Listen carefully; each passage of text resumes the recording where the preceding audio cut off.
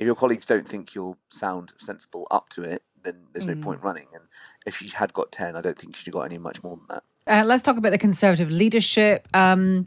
They're trying to find a new leader, and Time subscribers can read Kemi Badenoch's pitch for the leadership this morning in the paper.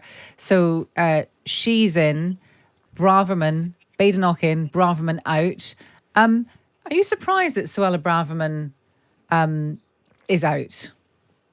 I'm not surprised, actually, and I think at the beginning of the campaign I was talking to a senior Conservative who I would trust the opinion of on the question of numbers, and they said I could see anybody being able to get the numbers in the MP rounds for support in the Tory leadership race, apart from Suella Braverman. I think there have been a number of strategic missteps that the former Home Secretary has made this year. She was seen as a bit too critical of Rishi Sunak in a way, even during the election campaign, that people felt would damage the Tory chances when they were already struggling in that campaign in quite a significant way. And she has said that, you know, the reason she's bowing out is that she doesn't think there's any point in her trying to lead a Conservative Party who don't agree with her prescription. I think there is probably a political question there too, but I think on the tactics alone, many of those who are supporting her are now, you know, moving to support Robert Jenrick. Do you think that means that she'll defect to Reform?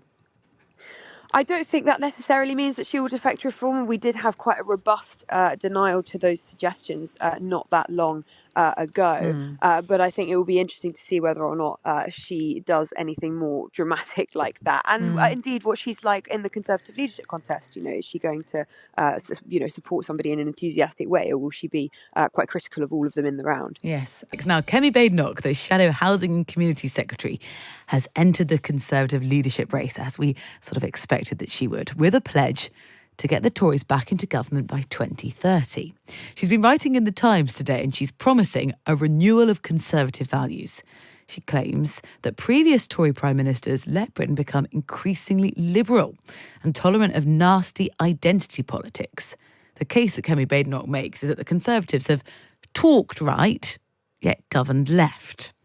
Well, you can read her pitch to be the next leader of the Conservative Party inside the paper this morning. She becomes the 6th Tory to enter the contest. So you know the list now. You've got Priti Patel, Mel Stride, Tom Tugendhat, James Cleverly and Robert Jenrick all in the race. And nominations close today. Suella Braverman is not on that list. She says basically there's no point in running because her party have branded her mad, bad and dangerous. Let's look at the list. James Heal, the political correspondent at The Spectator, is here. James, good morning. Morning, Rosie. What do you make of Kemi Badenoch's pitch?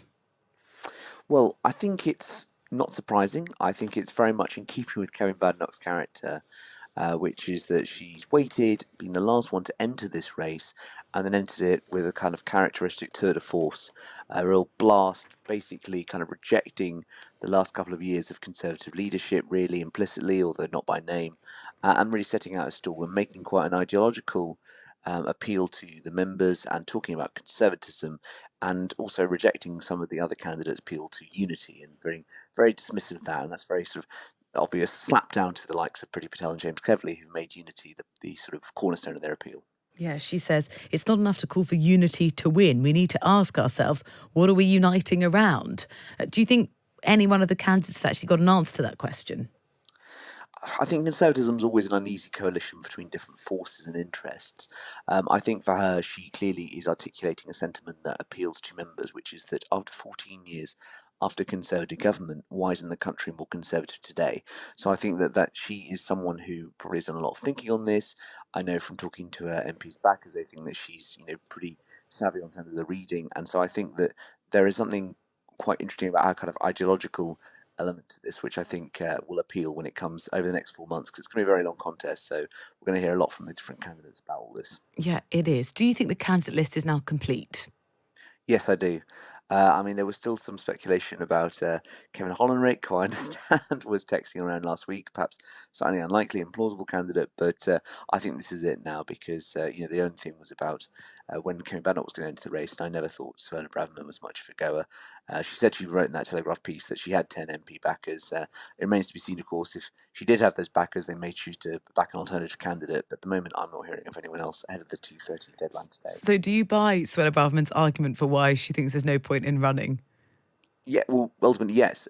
If your colleagues don't think you'll sound sensible up to it, then there's no point running. And if she had got 10, I don't think she'd have got any much more than that.